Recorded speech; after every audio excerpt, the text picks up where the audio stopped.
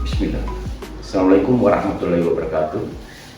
Seperti biasa, kami selain biasa terapi, membantu teman-teman menyelesaikan masalah kesehatannya, kami pun rutin menjaga kesehatan. Yang selalu saya ingatkan ada 3 pola yang selalu kita jaga, yaitu pola pikir, pola makan, kemudian pola istirahat. Ini harus seimbang, betul-betul kita harus menjaga supaya tetap hidup sehat. Jauh lebih mudah, jauh lebih murah mencegah daripada mengobati. Itu harus prinsip yang dipegang. Jadi kebetulan pas juga di tanggal 21 Syakban kami terapi bekam seperti biasa, rutin tiap bulan. Karena hadis Rasulullah itu sahih, kita disarankan, dianjurkan untuk berbekam di tiap bulan di tanggal 17 atau 19 atau tanggal 21 tiap bulannya. Jadi mau sakit mau tidak sakit, itu konsepnya untuk menjaga kesehatan. Minimal kita bekam di titik sunnah.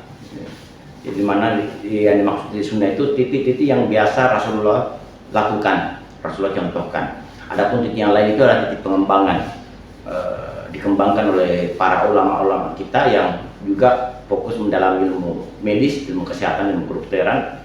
Kemudian para ahli medis juga seperti itu. Banyak teman-teman guru-guru kami mengembangkan titik-titik dan meneliti titik-titik pengembangan bekam, tentunya dengan penelitian yang subjektif dan bisa dipertanggungjawabkan. Itu seperti itu. Nah, khusus untuk sesi video kali ini, di kemarin-kemarin kita lebih banyak membahas masalah bekam dan terapi. Mungkin khusus untuk sesi hari ini saya akan banyak membahas sekaligus menjawab pertanyaan-pertanyaan teman yang masuk melalui kami, baik melalui channel YouTube kami, Bang Nito, ada juga channel kami di Ruang Terapi, lewat WhatsApp, Facebook dan sebagainya, terutama pertanyaan-pertanyaan yang menyangkut masalah herbal. Tapi sebelum itu, pengantar pertama sebagai pembuka, dan kami juga sering bahas di video-video kami bahwa dari sekian banyak teknik terapi yang kami pelajari, alhamdulillah, kenapa kami selalu menekankan di bekam, karena kami sudah bandingkan teknik terapi yang lain dengan teknik terapi bekam, luar biasa hasilnya untuk teknik terapi bekam. Lebih mudah, resiko tidak besar, kemudian hasil langsung nampak. Kemudian alasan kedua, karena memang dari sekian banyak teknik terapi di zaman Rasulullah sudah banyak teknik terapi, ada tusuk jarum, ada pijat, ada dan sebagainya. Tapi Rasulullah hanya menyarankan lewat hadisnya, kesembuhan itu ada 3, minum madu, bekam alijama, dan kei. Tapi untuk kei Rasulullah melarang umatnya kei dengan alasan tertentu tentunya. Jadi kami dalam pengobatan, kami praktek pengobatan itu lebih mengutamakan bekam. Walaupun yang lain tetap kami lakukan, kretek, akupuntur, refleksi, pijat urat dan sebagainya. Tapi itu semua pendukung. Teknik pengobatan kami yang utama itu bekam. Itu pertama. Kemudian kita kembali ke fokus pembahasan hari ini, yaitu tentang herbal. Sebagai pembuka, saya coba membuka mencari referensi beberapa tanaman herbal atau tanaman obat yang ada disebutkan dalam Al-Quran hadis. Ternyata kami juga bukan ahli Al-Quran, kami bisa dapat referensi ini dari beberapa sumber tentunya, yaitu sumbernya Al-Quran dan tafsirnya, kemudian hadis sahih, hadis Bukhari dan Muslim, kemudian kitab Al-Tib An-Nabawi karya Ibnu Qayyim Al-Jauziyah. Itu dari sekian banyak kitab yang membahas tentang Tib Nabawiyah yang paling lengkap, akurat, dan referensi hadisnya jelas. Itu kitab di Zadul Ma'ad Ibnu Qayyim Al-Jauziyah di bab jilid keempat, bab tentang Tib Nabawiyah. Kemudian sumber kami juga Journal of Ethnofarmakologi, kemudian World Health Organization atau WHO. Adapun beberapa tanaman obat yang disebutkan di Al-Quran, kami dapatkan referensi itu ada 7. Yang pertama itu, saya tidak tahu kalau ada yang lain lagi ya, kami tidak sempat. Kami bukan manusia sempurna, berbagai banyak kekurangan kami, tentunya teman-teman bisa menambahkan apabila kami belum temukan. Yang jelas yang kami temukan itu ada 7 tanaman obat yang disebutkan di Al-Quran. Yang pertama itu kurma atau bahasa latinnya Phoenix dextrilifera. Itu ada di surah 19 ayat 23 sampai 25. Kemudian anggur, bahasa latinnya Vitis vinifera, ada di surah Al-Mu'minun surah ke-23 ayat 19 sampai 20. Kemudian zaitun, bahasa latinnya Olea europaea, di surah Al-Mu'minun surah ke-23 ayat 20. Kemudian tanaman delima atau bahasa latinnya Punica granatum, di surah Al-An'am di surah ke-6 ayat 99. Kemudian termasuk bunga kurma, jadi tadi kurma di surah Al-Maryam, kemudian bunganya kurma itu termasuk juga tanaman obat disebutkan di Al-Quran. Bahasa latinnya Phoenix dextrilifera, surah Al-Qamar surah ke-54 ayat 1. Kemudian tanaman basil atau Osimum basilisum di surah Al-Baqarah surah kedua ayat 61. Tanaman basil ini kalau teman-teman perlu mau tahu, ini kemangi ya, tanaman basil ini. Oh, tanaman basil, apa itu tanaman basil? Itu kemangi. Kemudian terakhir yang ke-7 itu kapas. Jadi kapas ternyata disebutkan juga di Al-Quran, atau bahasa latinnya Gossypium arboreum di surah Al-Hajj surah ke-22 ayat 11. Kemudian tanaman obat yang disebutkan dalam hadis ada 10 yang kami dapatkan. Yang pertama itu habatus soda atau bahasa latinnya Nigella sativa, hadis riwayat Bukhari dan Muslim. Kemudian kurma, Al-Quran tadi menyebutkan kurma, kemudian di hadis pun ada disebutkan kurma, yaitu hadis riwayat Bukhari dan Muslim. Kemudian anggur juga Al-Quran sebutkan, hadis juga sebutkan ya. Vitis vinifera, hadis riwayat Abu Daud. Kemudian minyak zaitun ya, tanaman zaitun, baik buahnya baik minyaknya, lebih banyak orang gunakan itu minyaknya, atau bahasa latinnya Olea europaea, hadis riwayat Ibnu Majah. Kemudian delima Punica gratanum, hadis riwayat Ahmad. Kemudian jahe ya, jadi jahe itu disebutkan dalam hadis juga, bahasa latinnya Singular officinal, hadis riwayat Ibnu Majah. Kemudian kunyit atau bahasa latinnya Curcuma longa, hadis riwayat Ibnu Majah. Bawang putih atau bahasa latinnya Allium sativum, hadis riwayat Bukhari dan Muslim. Bawang merah, bahasa latinnya Allium cepa, hadis riwayat Ibnu Majah. Terakhir yang ke-10 itu kayu manis atau bahasa latinnya Cinnamomum verum, hadis riwayat Ibnu Majah. Itu ada beberapa lagi dari hadis yang kami dapatkan. Cuma ini tidak lazim atau saya belum tahu tanaman apa. Mungkin teman-teman bisa bantulah, ya, bisa komentar di YouTube kami di kolom komentar. Ini maksudnya apa nih? Tanaman apa? Jadi ini kita dapatkan di beberapa sumber hadis juga, terutama hadis Sahih Bukhari dan Muslim. Ada 4 kami dapatkan situ. Pertama itu tanaman yang namanya manna, itu, atau bahasa latinnya Seratonia siliqua. Itu ada di Al-Quran ternyata, bukan di hadis, tapi di Al-Quran surah Al-Baqarah surah kedua ayat 57. Kemudian sifa atau bahasa latinnya Artemisia absinthium, hadis riwayat Ibnu Majah. Kemudian yang ketiga anzaro atau bahasa latinnya Citrulus colosinthis, hadis riwayat Ibnu Majah. Dan yang keempat husna, bahasa latinnya Phoenicillum vulgare, hadis riwayat Ibnu Majah. Jadi kembali kalau sumber lain itu ada 4 kita dapatkan juga. Teman-teman bisa bantu untuk tanaman jenis apa ini, saya juga belum tahu, belum dapat referensi tanaman ini. Tapi disebutkan di Al-Quran dari itu tanaman manna, kemudian sifa, antaro, dan terakhir itu husna. Itu seperti itu sebagai pembuka dan berbagi info edukasi kepada teman-teman. Ya, yang kemudian ada pertanyaan-pertanyaan, saya sambil ingat saya pertanyaan ini di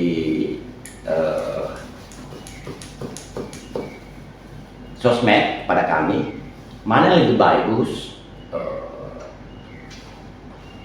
dimasak atau sekedar disiram diseduh air panas atau air hangat. Oke. Perbedaan seperti ini. Bila tanaman herbal tadi, ya, karena tanaman herbal ini rata-rata juga memang sehari-hari kita buat sebagai sayur, sebagai lauk pauk makanan. Jadi kalau niatnya untuk makanan ya dimasak aja, tidak ada masalah. Tapi kalau diniatkan untuk jadi herbal, untuk minuman kesehatan, makanan kesehatan, itu jangan direbus atau dimasak. Saya tidak sama ratakan ya semua tanaman atau herbal ini, umbi-umbian ini. Biasanya orang bilang rimpang juga. Tapi ada beberapa senyawa aktif yang dikandung oleh tanaman herbal ini akan rusak kalau berada di suhu di atas 100 derajat Celcius. Contoh yang kami dapatkan ilmunya itu yang terbaru itu jahe dan kunyit. Itu tidak boleh lebih dari 100 derajat. Karena kalau lebih dari 100 derajat suhunya, maka senyawanya bukan hilang tapi rusak. Tidak maksimal hasilnya. Itu contoh senyawa aktif itu flavonoid sama polifenol dan beberapa senyawa lain yang aktif yang anti cancer, anti inflamasi, anti peradangan ya, itu menjadi rusak, menjadi tidak maksimal kalau dipanaskan di suhu di atas 100 derajat. Seperti itu yang kami dapatkan. Jadi kalau ditanyakan mana lebih bagus, kalau saat kami pribadi, kami tidak pernah merebus. Kami hanya menyeduh pakai air panas. Kalau dalam bentuk serbuk, itu kalau dalam bentuk serbuk. Dan itu bisa teman-teman bisa lihat di video saya yang lain juga. Nah, kalau dia dalam bentuk original, ya biasanya umpama kayak jahe kunyit itu rutin tiap hari saya minum. Kalau jahe biasa itu rata-rata tiap hari itu 1 jempol, kemudian kunyit setengah jempol. Saya gabung dengan serai, itu bahan utama yang hampir tiap hari saya minum. Itu hanya saya geprek, kemudian saya rendam pakai air hangat, bukan air panas ya, air hangat. Kenapa? Saya belum ada temukan referensi penelitian dari para ahli, tapi yang saya pakai itu kias dari kebiasaan Rasulullah, di mana Rasulullah terbiasa itu merendam beberapa bahan. Contoh kebiasaan Rasulullah hampir tiap malam usai sholat isya, beliau itu menyuruh pelayannya untuk merendam kurma 5 butir atau 7 butir, 7 buah, kemudian besok paginya dijadikan sarapan pagi. Jadi airnya diminum, buahnya dimakan. Dan itu saya biasanya coba kalau kebetulan stok kurma kami ada. Kalau saya coba 7 butir, itu malah sampai sore saya sudah tahan perut. Jadi biasanya saya itu paling banyak 5 buah. Karena kalau sudah lebih dari 5 buah, itu perut terasa kenyang. Jadi teman-teman bisa juga pakai untuk bulan puasa, bulan dekat Ramadan nanti ini, karena udah Sa'ban ya, berapa hari lagi kita akan masuk Ramadan, itu bisa dipakai. Kembali lagi ke persoalan seduh menyeduh. Contoh satu senyawa aktif di bawang putih yang disebut alisin, ini sangat kuat sekali. Itu tidak boleh lebih dari 60 derajat. Itu kami dapatkan referensi hasil penelitian. Kalau lebih dari 60 derajat, itu senyawa aktifnya itu alisinnya itu rusak. Nah, atau tidak maksimal. Nah, disitulah juga saya melihat kebesaran Allah luar biasa. Makin saya mendalami ilmu terapi ini, ilmu herbal ini, makin saya dapatkan kebesaran Allah dalam menciptakan makhluknya, menciptakan ciptaannya. Pikiran saya seperti ini. Seandainya senyawa-senyawa ini tidak rusak, kalau kena suhu umpama kayak bawang putih contoh di atas 60 derajat, senyawa aktifnya yang disebut alisin itu tidak rusak atau tidak maksimal hasilnya, maka apabila, karena rata-rata terutama kita Indonesia ya, mungkin di luar negeri juga begitu, rata-rata masakan kita itu menggunakan bawang putih, bawang merah. Nah, kalau pada saat dimasak tidak rusak senyawa alisinnya itu, maka banyak orang akan mengalami darah rendah ya, karena memang keras, senyawa aktifnya itu keras. Makanya saran saya bagi teman-teman, bawang putih untuk herbal jangan rutin. Jadi pada saat teman-teman biasanya digunakan untuk tekan darah tinggi ya, pada saat terasa tekan darah tinggi, kemudian apalagi terasa di pundak, leher itu agak tegang, sakit, nyeri, itu bisa dikunyah. Kalau tidak tahan kunyah, biasanya saya juga sarankan teman-teman biasa, tapi lebih bagus dikunyah ya, dikunyah langsung. Setelah dikunyah mungkin 1-2 menit, ampasnya dibuang. Kalau menurut lanjut tidak ada masalah, karena kan dia makan juga. Tapi kalau minimal dikunyah 1-2 menit, kemudian ampasnya dibuang. Kalau tidak tahan bisa dibantu dibakar keliling. kalau sudah agak hitam kelilingnya, kunyah, itu masih lebih bagus hasilnya. Dan itu maksimal. Tapi kalau sudah darahnya sudah normal kembali, tegangnya dan sebagainya udah normal, itu stop. Jadi ada teman kemarin ada berapa klien kami, dia coba-coba karena dengar bawang putih bagus apa sebagainya, kondisi normal, darah normal, dia langsung kunyah, itu langsung puyeng, langsung dia melapor, dia menyampaikan kepada kami, itu langsung puyeng, langsung perlahan agak gelap. Saya bilang memang nggak boleh kalau kondisi normal dikunyah seperti itu, beda kalau dibuat dalam bentuk masakan. Kenapa? Karena saya bilang tadi senyawa aktif, terutama alisinnya itu agak keras juga, itu seperti itu.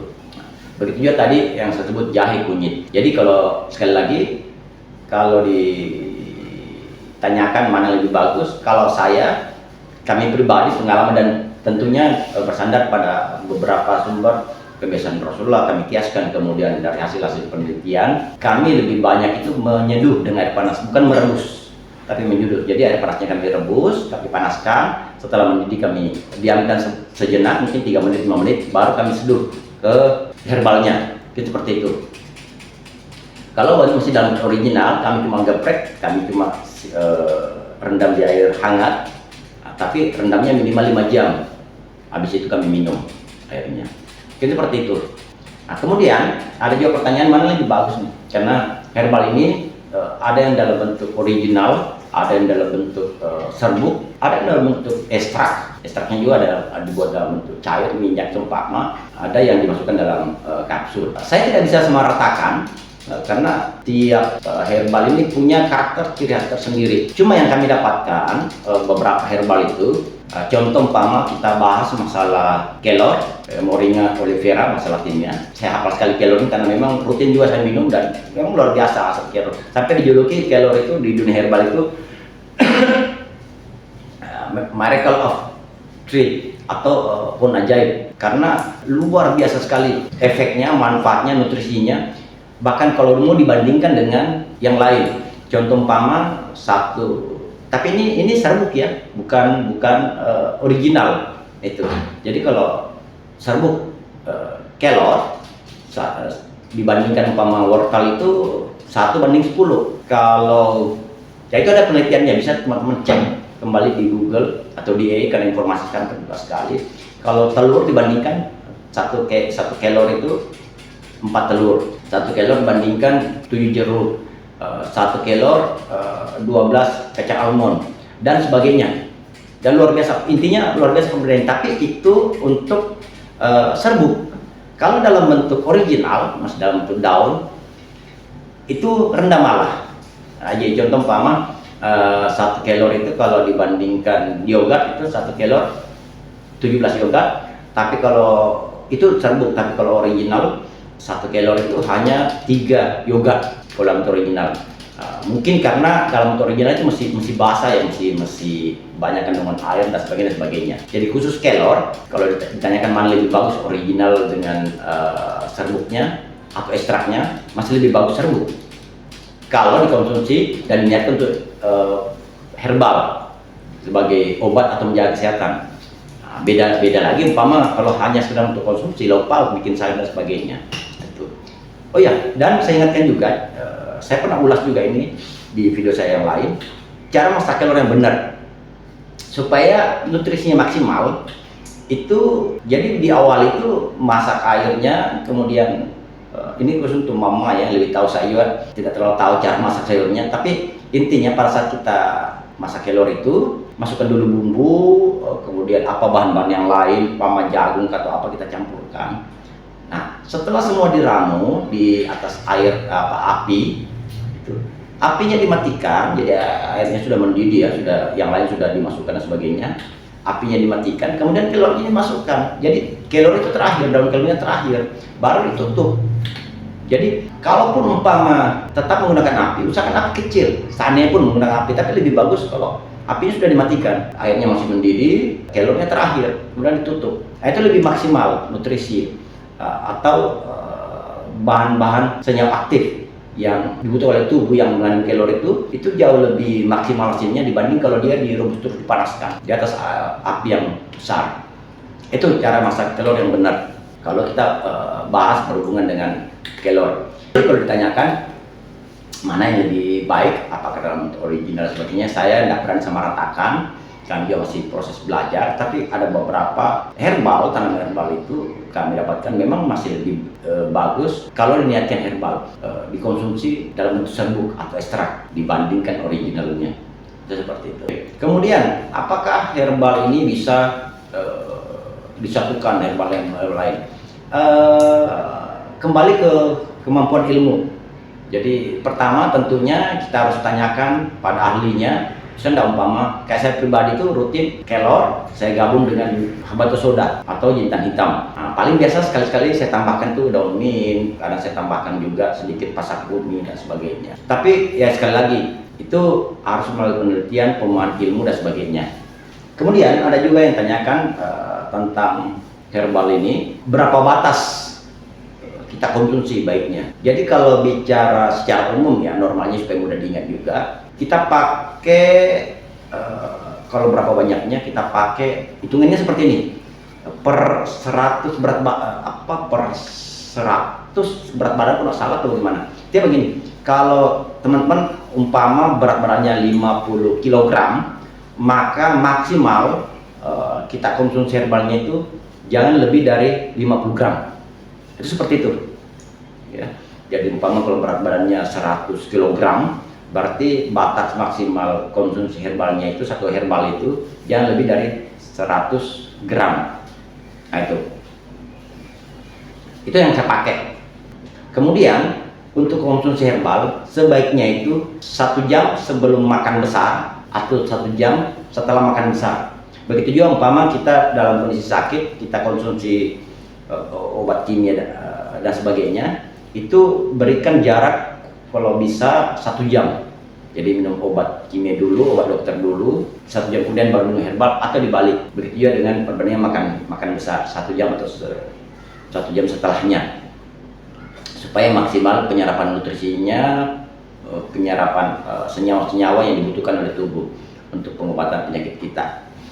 Itu cara konsumsi herbal yang benar, yang kami dapatkan dari beberapa ahli gizi, dokter medis yang spesialis di bidang itu. Kemudian seberapa sering kita konsumsi herbal ini? Ya sesuai kebutuhan.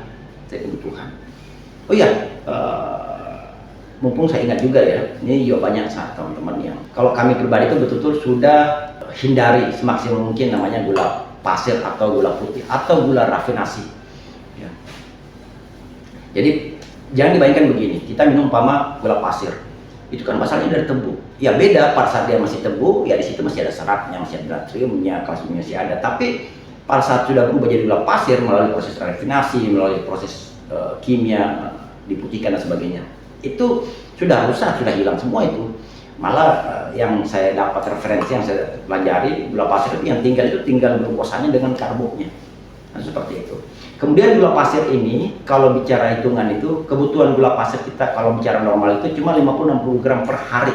Karbo itu kita cuma butuhkan sekitar 200-250 mg per hari. Nah, kalau gula pasir ini mungkin takarannya 2-3 sendok makan rata, bukan mencemung ya. Jadi 2-3 sendok makan rata per hari maksimal.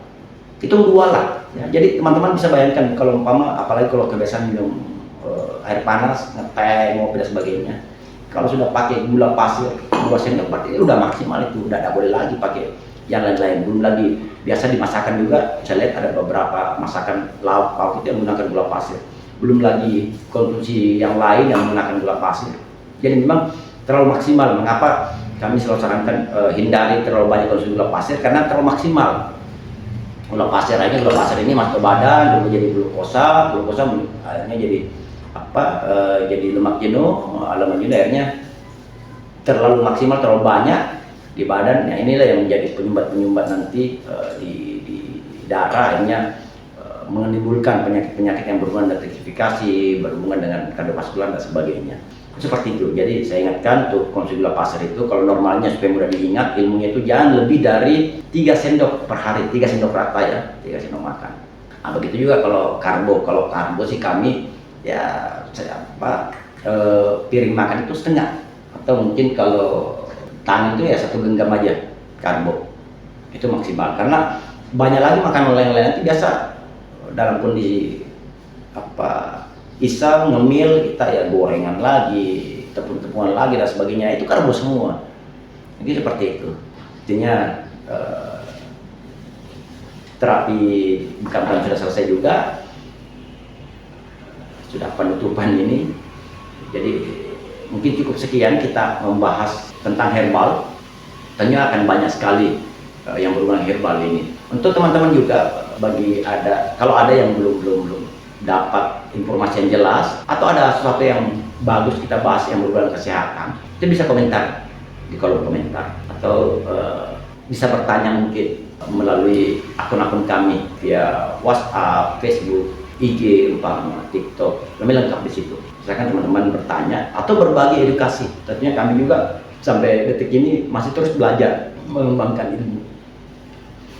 Oke, teman-teman, dimanapun Anda berada, mungkin cuma sekian yang sementara kami bisa bagi. Mohon maaf apabila ada kekurangan.